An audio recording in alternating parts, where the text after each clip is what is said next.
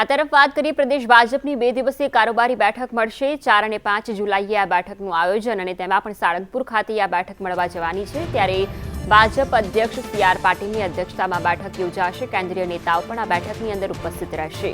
2 દિવસ દરમિયાન પ્રસ્તાવો પારિત કરવામાં આવશે। કાર્યકર્તાઓને માર્ગદર્શન પણ આપવામાં આવશે।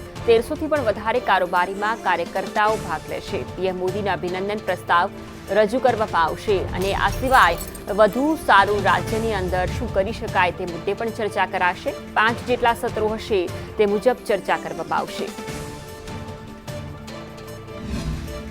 અને પાટીલ સાહેબના અધ્યક્ષસ્થાને આ કારોબારીમાં કેન્દ્રીય નેતૃત્વ પણ ઉપસ્થિત રહેનાર છે।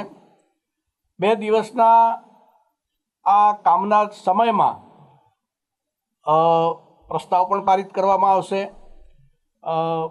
અનેકવિધ અન્ય સત્રોમાં વિવિધ વિષયોને લઈ અને કાર્યકર્તાઓને માર્ગદર્શન કરવામાં આવશે।